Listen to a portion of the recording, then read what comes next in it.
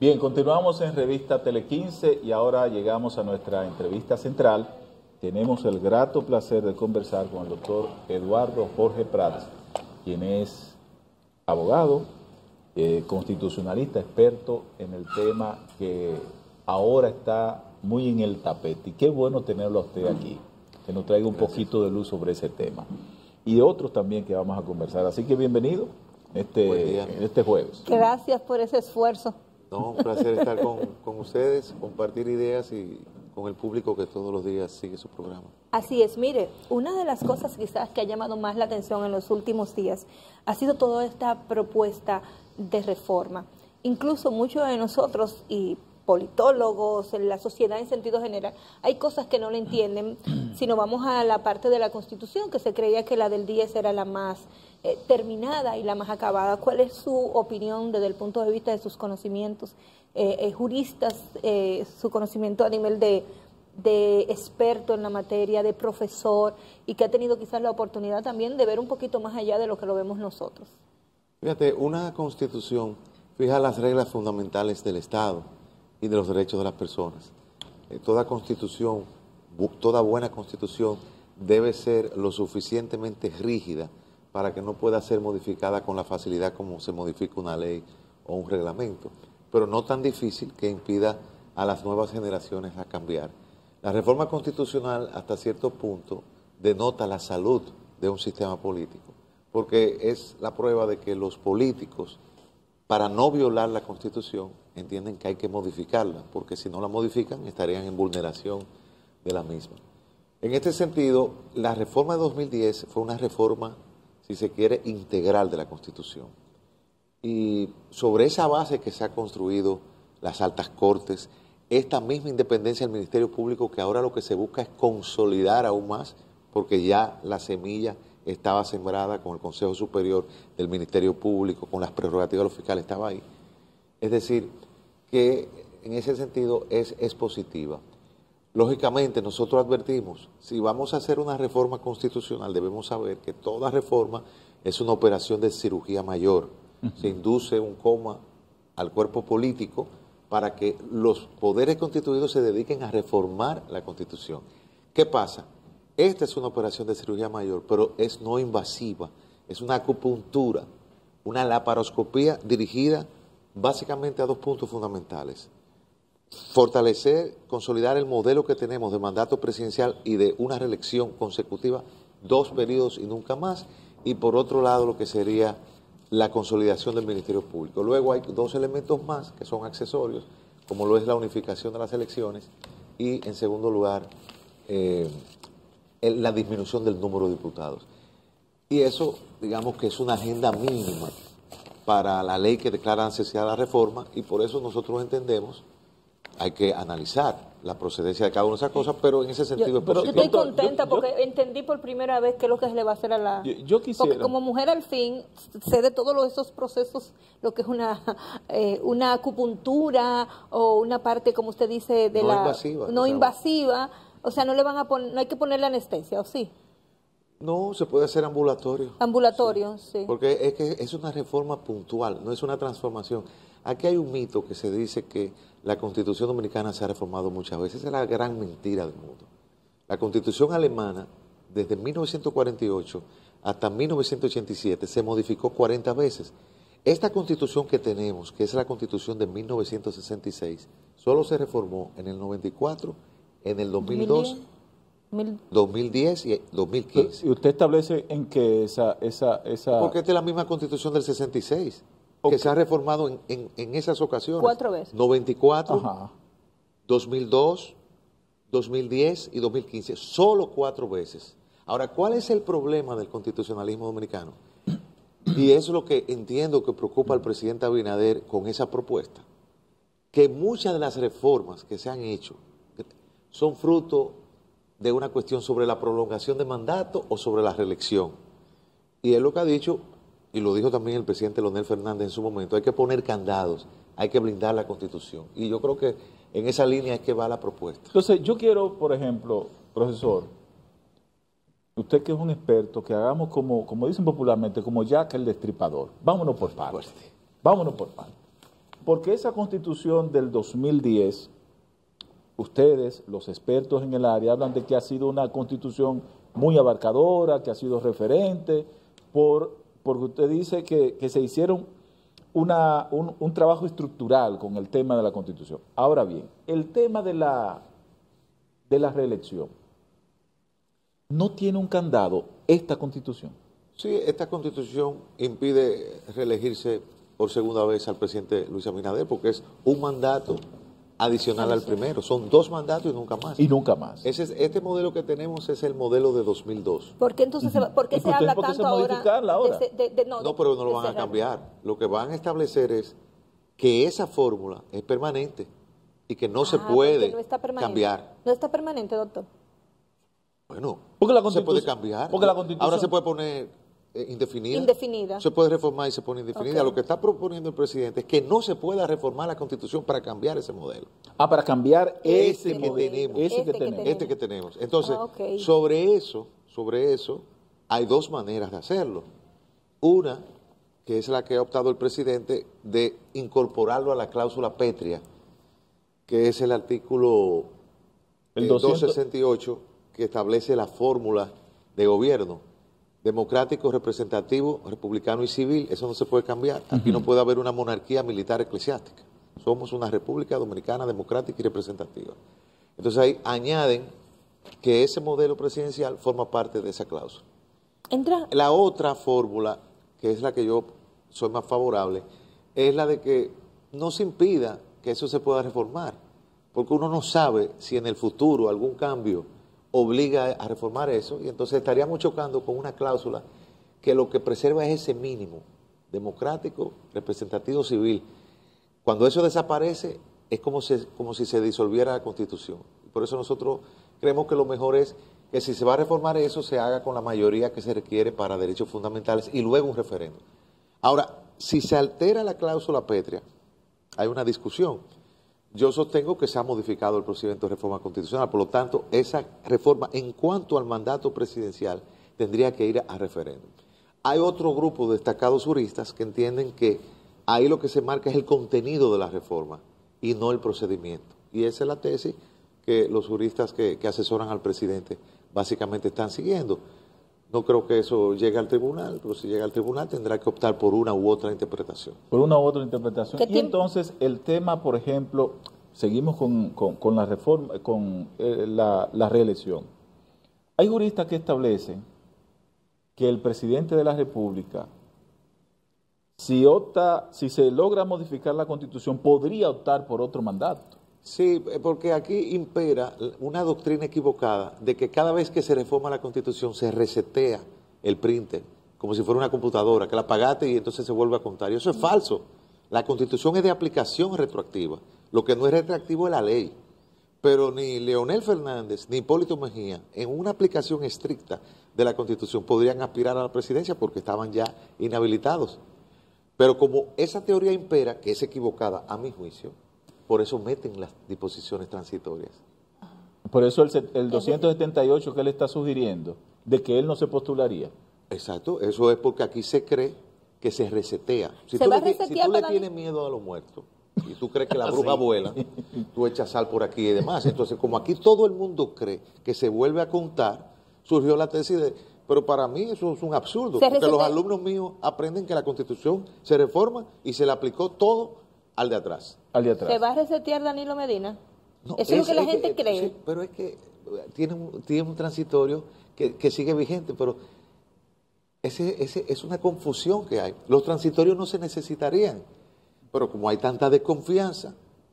Aquí, por ejemplo... Es que aquí hay gente que cree en bruja y pone sal. No, lo que pasa es que aquí, mira, hay países como Inglaterra que son tan constitucionales que pueden vivir con una constitución no escrita, que no está en papel. ¿No es necesario? Israel también. Sí. Son 2 países sin constitución. Y hay países que tú puedes tener una página amarilla, 500 páginas de constitución, y estar claro un texto. Y hay problema, ¿por qué? Porque es una cultura constitucional autoritaria que nosotros estamos tratando de transformar desde 2010. Es que los entendimientos es de acuerdo a la capacidad de cada quien. Y esta decisión, por ejemplo, del Poder Ejecutivo ayer, que anunció que deja fuera la intención de crear de tocar el 174 de la Constitución respecto a tocar el tema del Ministerio Público. ¿Cómo usted la valora? Una decisión excelente. Y ahí usted le tiene que poner que Miriam Germán aclara que no ha sido consultada sobre el proyecto de la reforma de la Constitución. Bueno, debieran consultar. Se supone que si a ella le vamos a pedir 2 o 3 días y le estamos hablando de esto, debieron hablar con ella. Que como titular de la Procuraduría General de la República, claro que tiene derecho. Ella le mandó una carta al consultor. Tiene derecho a opinar. Por eso fue una excelente decisión la de eliminar esa modificación del Consejo del Ministerio Público, porque eso fue un logro de 2010. Darle rango constitucional al órgano superior del Ministerio Público. Por lo tanto, eso quita un escollo, porque los propios fiscales, que aquí se está construyendo una carrera administrativa, estaban muy preocupados. Yo pienso que eso hace más positivo el proceso. ¿Le beneficia al presidente de la República esta propuesta que él ha tomado tan en serio, o lo pone en la lista de todos los presidentes de los últimos tiempos que han querido reformar la Constitución? Mira, yo pienso que uno debería sentirse orgulloso de estar en un país en donde se hace una propuesta de reforma cuyas 2 finalidades principales, que son la consolidación de la independencia del Ministerio Público y por otro, congelar el método del mandato presidencial. Eso es positivo, porque en Israel están protestando, aparte de lo de Gaza, están protestando porque Netanyahu quiere hacer una contrarreforma judicial. En México López Obrador está haciendo una contrarreforma democrática. Ese no es el caso de nosotros. Lo que pasa es que uno advierte peligros para que esas buenas intenciones no se vuelvan esas intenciones de que está empedrado el camino al infierno, porque tenemos que estar conscientes que estamos haciendo una cirugía muy importante. No quiero que nos pase. Ustedes saben el cuento de la deshiervadora que se dañó. La repararon y sobre una pieza y la tiraron y después no la podían apagar. Entonces, cuando tú vas a tocar el cuerpo constitucional, tú tienes que tener porque una palabra bastará para cambiar el sentido. Para cambiarle todo. Entonces, por eso que no es que uno vive chivo, no es que está sospechoso, es que es algo muy delicado. ¿Se ha consultado como jurista usted? ¿Lo han consultado? Bueno, han hecho una consulta ciudadana en sentido general, pero no específicamente. Aquí se han hecho paneles, y sobre eso hemos participado. Sí, pero entonces, ¿por qué, por ejemplo, como experto, qué usted sugiere con el tema constitucional? Podemos adoptar, qué sé yo, la metodología norteamericana que le hace enmiendas, no modificaciones. ¿Se podría adoptar eso en nuestro sistema? Eso? Es que nosotros tenemos un sistema mucho mejor, porque nosotros modificamos el artículo y dejamos el resto igual. Y la Constitución se vuelve a publicar. Por eso es que mucha gente dice, la Constitución de 2010. De 2015. No, pues eso es mentira. Es la Constitución del 66, reformada en el 94, en el 2002, en el 2010 y el 2015. Pero que la de 2010 fue integral. Sí, pero se reformó conforme a la regla de la del 66. En realidad esa es la que más se recuerda, es la que más se usa de ejemplo. Es la que todo el mundo te habla. Cuando vamos a hablar de la reforma de la Constitución, todo el mundo va a la del 2010. Porque fue simbólica, como lo fue, por ejemplo, la Constitución del 63, que duró muy poco, impactó incluso hasta en la del 66. Pero es un solo cuerpo normativo que no ha sido interrumpido, porque no ha habido golpe de Estado, no ha habido revolución, no ha habido invasión militar. Nosotros estamos siguiendo, todas las constituciones se han reformado conforme a las reglas del 66. Esta sería la del 2015, la primera que se hace conforme a las reglas de 2010. Y esta sería la segunda que se hace conforme a las reglas del 2010. Pero sigue siendo la del 66, porque la 66 se reformó para esto. Y el tema de los diputados, y esto de unificar las elecciones, actualmente, este sistema, yo he dicho que, por ejemplo, permite visibilizar futuros líderes políticos, el desarrollo de futuros líderes con elecciones separadas. Que unificarla sería retroceder, incluso porque es un sistema que de reciente prueba, la probamos por primera vez ahora y no se ha dejado ni siquiera madurar. Yo estoy de acuerdo contigo. Yo sostengo la opinión de que las elecciones separadas, no en febrero del mismo año de las elecciones presidenciales, sino a medio término, por lo menos de lo municipal, fortalece la democracia municipal. Los que se oponen a eso, y Julio César Valentín acaba de publicar un librito sobre por qué deben unificarse, donde él dice que en casi todos los países donde se ha adoptado, la oposición siempre gana el gobierno, y pone el caso americano. Pero aquí hay que recordar que el PRD como oposición arrasó en las del 98. Y el PRM ganó las de febrero de 2020. Entonces, no es verdad que siempre gana el gobierno. Yo creo que debe haber elecciones de medio término, congresuales y municipales y municipales, y las presidenciales aparte, para que no arrastren. Y entonces tomar medidas con relación al costo que tienen que ver con la ley electoral y demás. No, pero no mantendría esto todo el tiempo la República Dominicana en campaña, porque nosotros como que no hemos terminado una y comenzamos otra. Pero fíjate lo siguiente, nosotros tenemos una república y nosotros tenemos derechos y deberes. Hasta ahora el voto es un deber, pero no se ha sancionado como debería ser, porque no se impone una sanción al que no vota. Entonces nadie está obligado a participar. Fíjate que en las elecciones municipales participan menos gente que en las congresuales y las presidenciales. Yo creo que hay que fomentar la cultura. Aquí hay un sentido de antipolítica, de que todo lo político es malo, de que se gasta mucho en campaña. Pero se gasta más en publicidad gubernamental que lo que se gasta en unas elecciones separadas.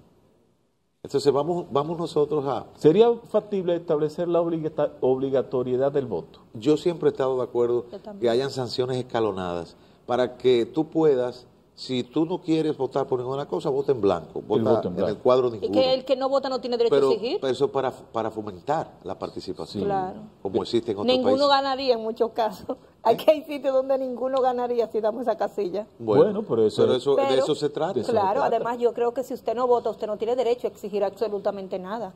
Hay que votar. Hay que votar. Si no te votan. Depende. Del país. Ah, del país. Mire, a mí me gustaría, lamentablemente el tiempo aquí es corto y a veces hay que aprovechar cuando vienen así personas como usted. A mí me gustaría que esa gente que no está entendiendo nada de esto y que muchas veces está en el limbo y que a veces tiene una idea y se confunde con otra, usted como que le deje un mensajito así completamente llano en español para todo esto de la reforma constitucional. Bueno, yo creo que este es uno de los países más constitucionalistas que hay. Aquí hay expertos en derecho constitucional, desde guardianes privados hasta pensionados militares. Y eso es positivo porque el dominicano aprende de cada proceso. Por eso nosotros somos un oasis. Hay naciones como Venezuela que fueron modelos democráticos. Miren cómo están.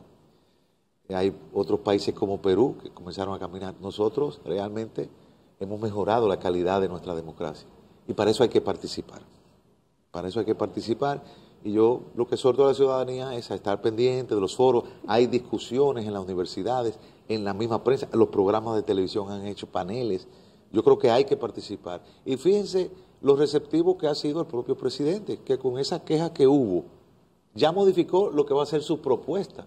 Entonces, es la primera vez, salvo la consulta popular que se hizo en 2009, para la Constitución de 2010, donde se pone incluso a circular el anteproyecto, el borrador de anteproyecto, y se va a modificar. Yo creo que eso es positivo y estoy esperanzado de que lo que se haga lo correcto.